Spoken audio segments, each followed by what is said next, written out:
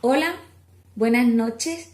Hoy vengo otra vez a hacer hincapié en la información que di la semana pasada referente a las distintas opciones que tienen las empresas para poder flexibilizar los contratos de sus suministros eléctricos. Porque di demasiada información y creo que ahora la tengo un poquito más resumida y es más directa y más clara.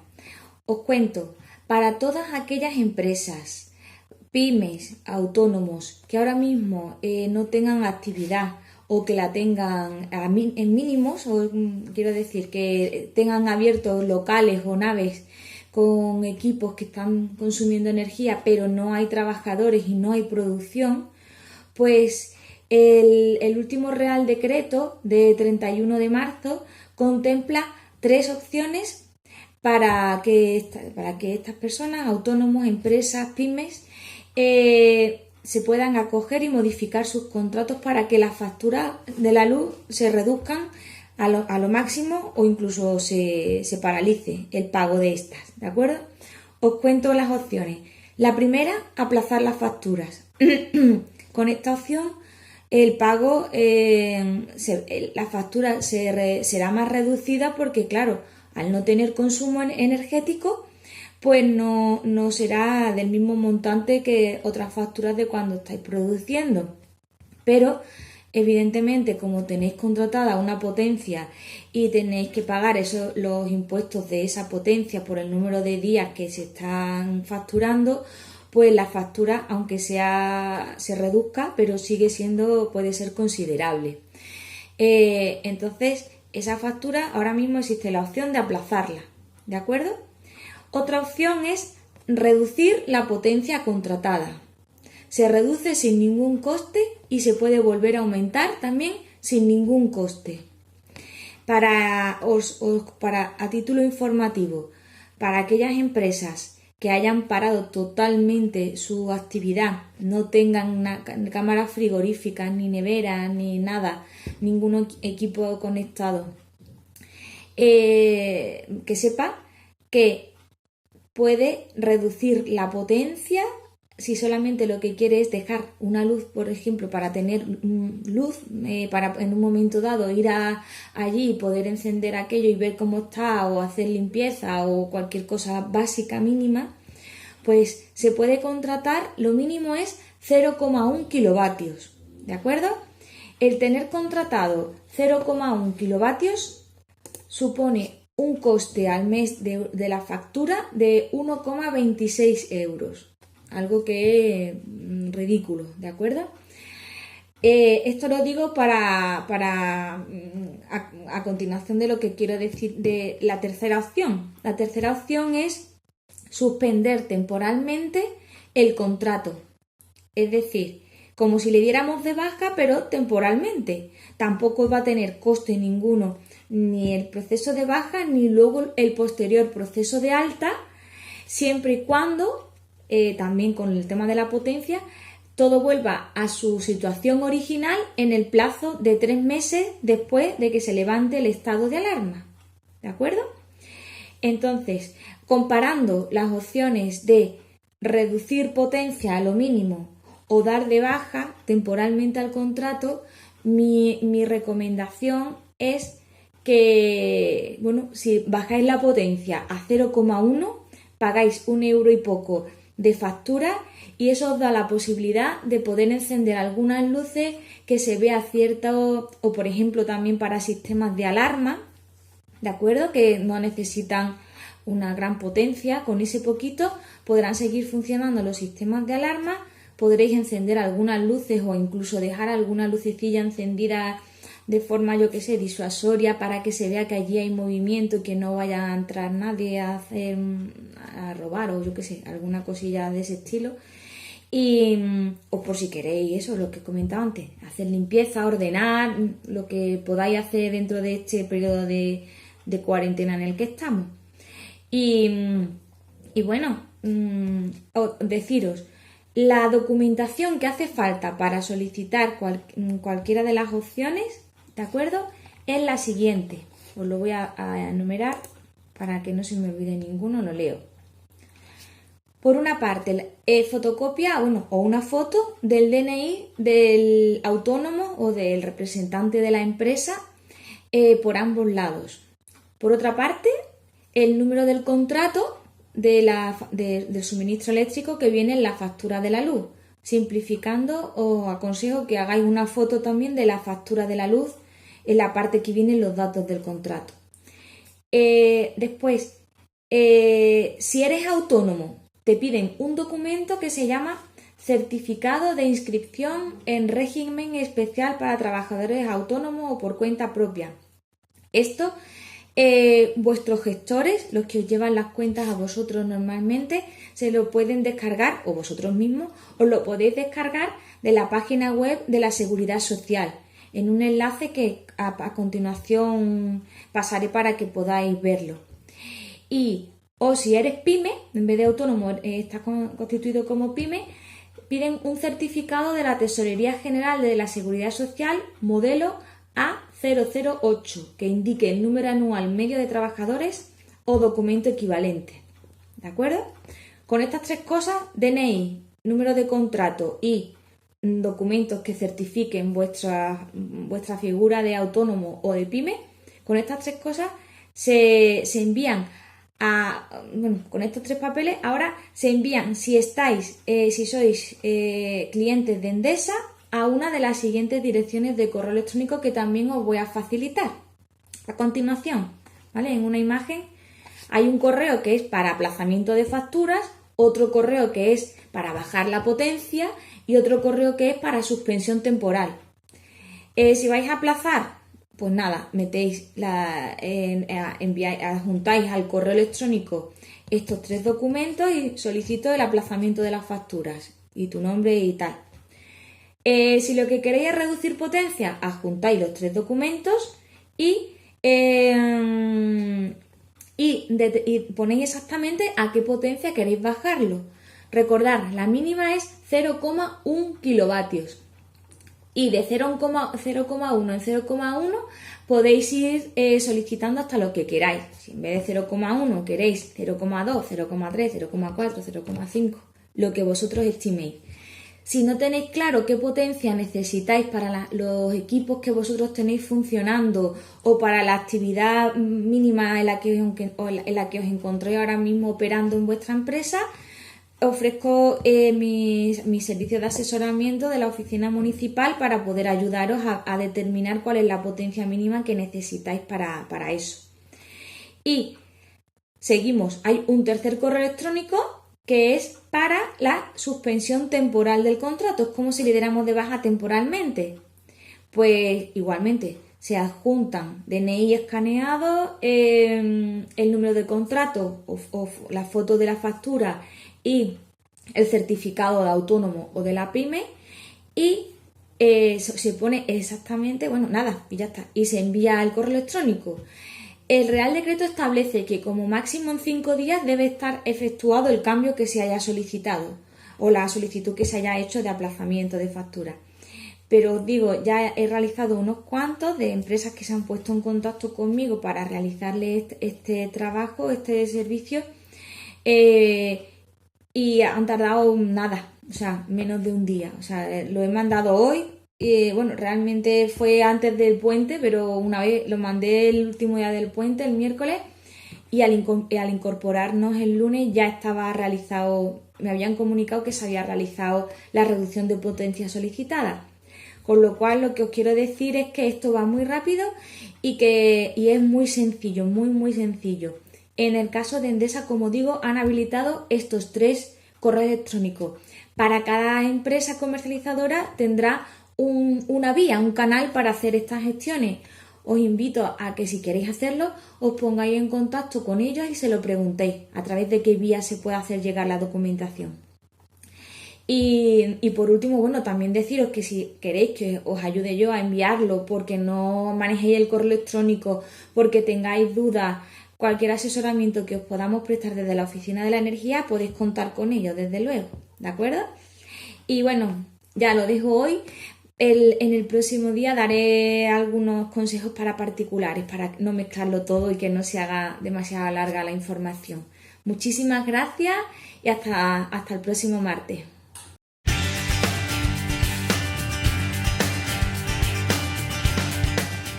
Muy buenas noches. Hoy, bueno, pues una vez más les hablamos desde nuestras casas y bueno, con algunas novedades que se han planteado en estos últimos días en el mundo empresarial con respecto a esta situación tan atípica y tan preocupante para los distintos sectores empresariales que estamos viviendo, ¿no? Hemos finalizado ese periodo de hibernación de la economía que se planteaba pues hace algo menos de 15 días y bueno, y se han reanudado pues actividades que habían sido paralizadas con motivo de ese periodo de hibernación. Actividades que hace 15 días pues sí que funcionaban con cierta normalidad, como la industria, como la construcción, los talleres, que bueno, pues habían visto paralizado en gran medida su actividad y bueno, se habían quedado pues solamente para reparaciones de urgencia y para reparaciones de vehículos que estuvieran prestando servicios de primera necesidad, ¿no? Eso en cuanto a los trabajadores, porque sí que es verdad que en distintos sectores pues los autónomos han podido mantener su actividad, aunque en algunas ocasiones también ellos mismos han decidido pararla por seguridad para todos, ¿no?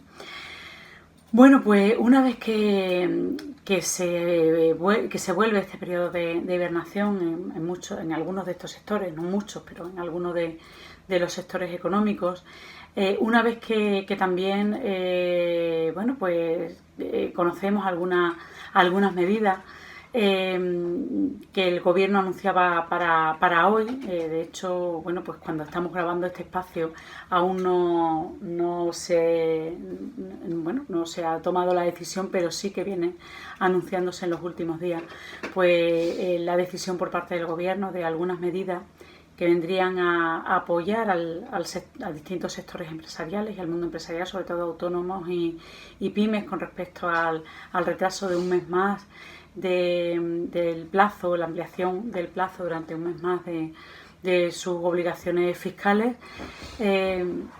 Algo viene a ayudar. Nosotros, bueno, pues desde el mundo empresarial no se considera suficiente. Lo cierto es que son situaciones muy difíciles las que están viviendo, como decimos, las empresas y sobre todo las pequeñas empresas y los autónomos. Y por lo tanto, pues sí que sí son medidas que vienen a ayudar, pero bueno, confiamos en que poco a poco se vayan implementando nuevas medidas que realmente vengan a ayudar a paliar esa situación que están viviendo pequeñas empresas y autónomos. Nosotros nos vamos a centrar en esas recomendaciones básicas que por parte del gobierno se han publicado en una guía para que sirva para esta vuelta al trabajo de algunos de los sectores y de manera general, ¿no?, para todas las empresas que están actualmente en activo, ya sea con los trabajadores en modo de teletrabajo, ya sea con los trabajadores en sus puestos de trabajo habituales. De manera general, estas recomendaciones, bueno, pues plantean que no deben ir a trabajar pues aquellos trabajadores que hayan presentado síntomas compatibles con el COVID-19, tampoco si se ha estado en contacto con personas que hayan presentado un positivo en COVID-19 o bien personas que presenten esos síntomas y por lo tanto se sospeche que puedan ser positivos en COVID-19, porque como saben pues no pueden hacerse las pruebas a todas las personas que presentan síntomas. Y tampoco deben incorporarse al trabajo aquellas personas que sean vulnerables, que tengan una vulnerabilidad especial, pues ya sea por la edad que tienen, ya sea porque se encuentran embarazadas, en el caso de mujeres, o bien porque presenten un cuadro clínico que presente una especial vulnerabilidad, ¿no?, ante la problemática médica que ocasiona el coronavirus, ¿no?, el COVID-19, como hipertensión o diabetes, estar en algún tratamiento de tipo oncológico, personas con enfermedades pulmonares o cardiovasculares, o bueno, pues personas que realmente consideren que si contraen esta enfermedad pues pueden tener unos resultados, unas complicaciones realmente especiales, ¿no? En cuanto a desplazamientos al trabajo, bueno, pues por supuesto muchísimo mejor el transporte individual que el transporte colectivo de cara a la seguridad, ¿eh? En nuestro caso, en nuestro ámbito, no hay una gran oferta de transporte público, con lo cual, bueno, pues no hay muchas opciones de tener un riesgo en este sentido. Si acude al trabajo andando, en bicicleta o en moto, no necesita llevar la mascarilla. La mascarilla es cuando se utiliza un transporte colectivo, se va en el vehículo. Si se utiliza un taxi, pues tanto en el taxi como en un vehículo particular no deben viajar más de una persona por fila de asientos, y en la posición que vayan lo más distanciado posible uno del otro. En cuanto a autobús, porque aunque decimos que tenemos poca oferta de transporte público, pero bueno, sí que tenemos el autobús, incluso en nuestra comarca el tren, pues hay que tener mucha atención en la distancia de seguridad. La distancia de seguridad que se aconseja es de 2 metros. Debe haber 2 metros entre persona y persona para que se considere una distancia de seguridad adecuada. Eso debe tenerse en cuenta tanto en el transporte en autobús como en el de tren, que son los transportes principales prácticamente los únicos que tenemos en nuestra comarca. El conductor debe velar porque esa separación se dé en la medida de sus posibilidades y, sobre todo, muy importante, en este tipo de transporte es conveniente utilizar mascarillas. Una vez en el centro de trabajo, bueno, pues deben planificarse por parte de la empresa las tareas de forma que se mantenga la distancia de seguridad. Toda la organización previa de la empresa debe garantizar, antes de que se incorporen los trabajadores o bueno, aprovechando días de descanso de esos trabajadores, si en fin de semana y demás, se debe aprovechar para garantizar que en todo momento se pueden mantener las medidas de seguridad, tanto en los puestos de trabajo como a la entrada y salida del trabajo, del lugar donde se trabaja, ¿no? De la empresa o del punto de trabajo. Las zonas comunes pues debe prestarse mucha atención a la distancia de seguridad. En las zonas comunes no debemos relajar esa alerta en torno a la distancia de seguridad en las zonas comunes del puesto de trabajo, y en el proceso de reanudación de la actividad en las empresas, de la vuelta al trabajo, en el caso de empresas que todavía no hayan reanudado su actividad, bien porque no les sea posible legalmente o bien porque la estén haciendo de forma, pues paso a paso y de forma espaciada, hay que tener en cuenta, como es lógico, que hay que empezar por las actividades que menos riesgo entrañan, por las partes de la empresa que menos riesgo entrañan, y las que mayor riesgo entrañan deben ser de contacto con las personas, pues deben ser las últimas en incorporarse, de forma que que se vaya probando también poco a poco, ¿no?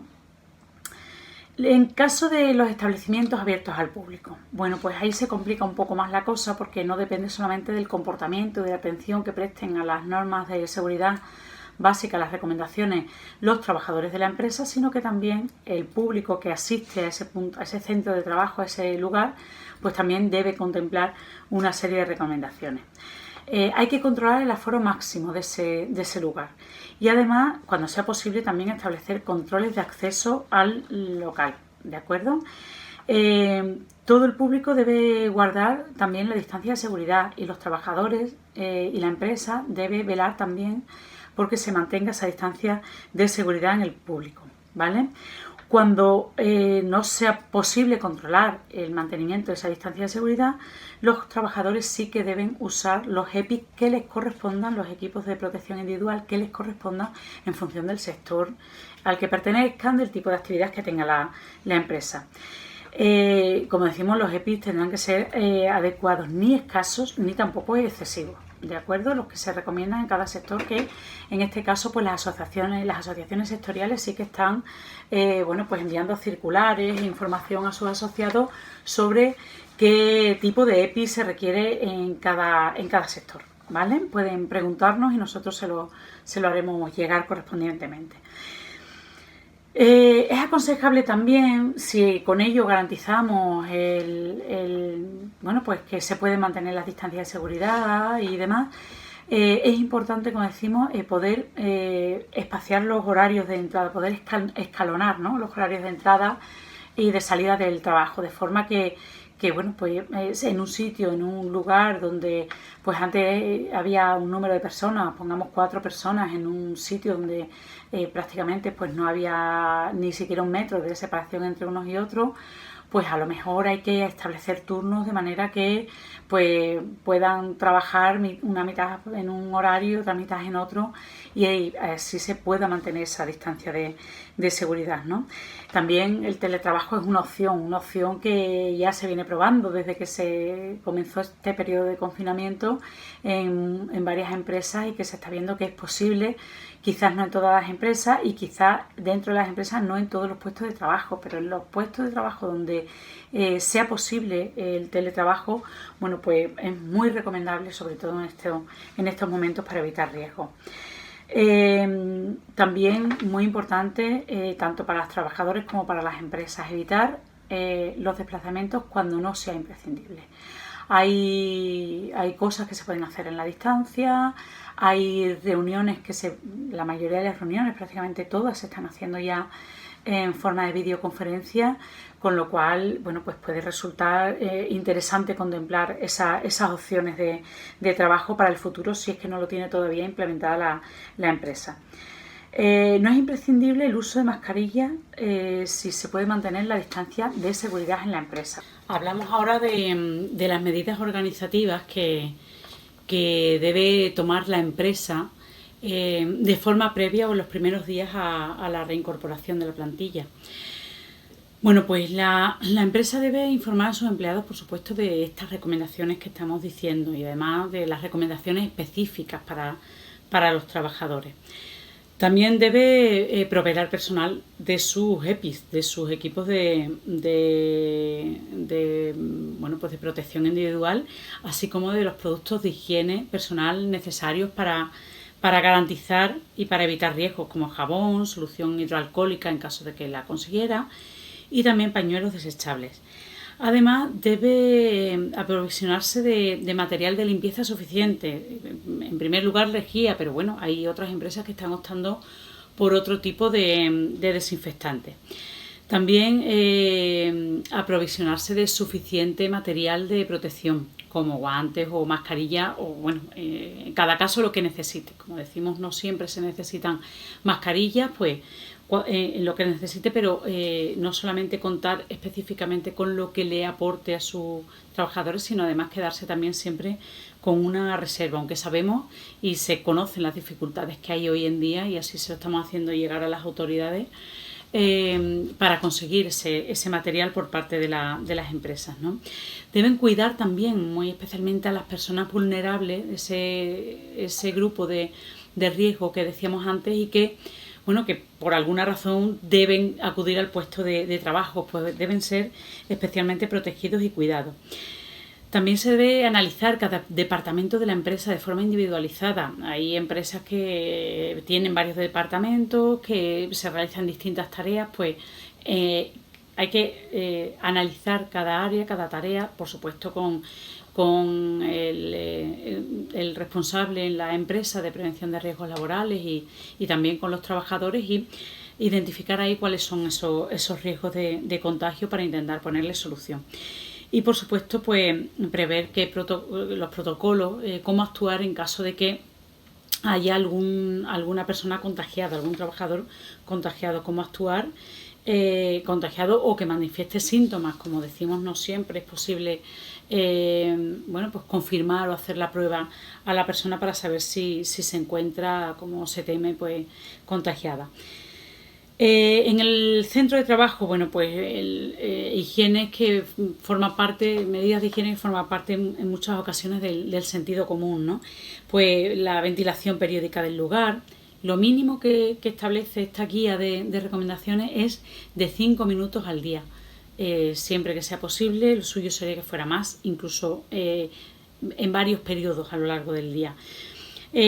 Atención, por supuesto, extremar la atención a la limpieza en los filtros de aire y aumentar también el nivel de ventilación de los sistemas de climatización. También se debe intensificar la limpieza en el puesto de trabajo y sobre todo en el lugar de trabajo y sobre todo aquellas superficies que habitualmente tocamos, como son los pomos, las ventanas, los mandos de, bueno, pues eso, de los aparatos de climatización o otros que se utilicen, teclados, mesas, todo aquello que se toque de forma habitual, ¿no? O también incluso, como decíamos, mandos de cualquier tipo de maquinaria que se esté utilizando, ¿no? En cada cambio de turno ese puesto de trabajo debe ser desinfectado y limpiado. Y además, bueno, pues debe también ese personal de limpieza debe tener sus elementos de protección, como guantes, mascarillas, batas o uniforme. A la hora de despojarse de los guantes y de la mascarilla, bueno, debe hacerse siempre al finalizar, lógicamente, ese servicio. Y bueno, deben tirarlo al sitio, ahora lo diremos, pero al sitio indicado. Y también el uniforme hay que tener en cuenta que debe ser lavado. Debe ser, una vez que se lo quite en el puesto de trabajo, es lo recomendable, debe ser metido en una bolsa. Y después, bueno, dentro de esa bolsa llevarlo hasta la casa, hasta el lugar donde se vaya a poner a lavar y a desinfectar ese uniforme. Se mete en la lavadora, prácticamente de la bolsa directamente a la lavadora, y desinfectar con un lavado y bueno, pues que de una temperatura alta, entre 60 y 90 grados. ¿Qué hacer dentro de la empresa con los residuos? Bueno, pues la gestión de residuos debe hacerse de la forma habitual, como se viene haciendo por parte de la empresa. Cada sector tiene un protocolo de tratamiento de residuos según esos residuos sean más o menos peligrosos. Pues el protocolo y la gestión habitual que se realice.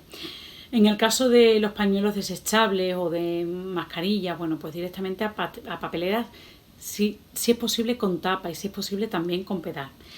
Las mascarillas, los guantes, dónde deben depositarse, las bolsas que contienen mascarillas, guantes y también esos pañuelos desechables. Bueno, pues lo suyo es que se depositen en el contenedor general, lo que nosotros llamamos orgánico, no en el de plástico ni en el de papel. Y si un trabajador presenta síntomas, pues lógicamente hay que aislar todo el contenido de la papelera donde haya estado tirando los pañuelos, los guantes, las mascarillas, lo que sea, y extraer esa bolsa de basura y meterla dentro de otra bolsa más para así depositarla al contenedor, como decimos, el general. ¿De acuerdo? Bueno, pues hemos intentado resumir, la verdad es que son incluso bastantes más, hemos intentado unir algunas y resumir la mayoría de forma que resulte más llevadero estas medidas, que son las recomendaciones que se tienen que pone a disposición el gobierno para las empresas y sus trabajadores, tanto como decimos en esta vuelta después de la hibernación, como esos otros sectores que todavía no han podido volver y que volverán en algún momento, y también, por supuesto, pues todos aquellos sectores que no han parado, ¿no? Todos esos trabajadores que no han parado. Volveremos dentro de una semana. Sabemos que de nuevo les hablaremos desde aquí, desde este hogar. Y la idea es poderles dar información actualizada también la próxima semana sobre el mundo empresarial, qué noticias, qué novedades tenemos.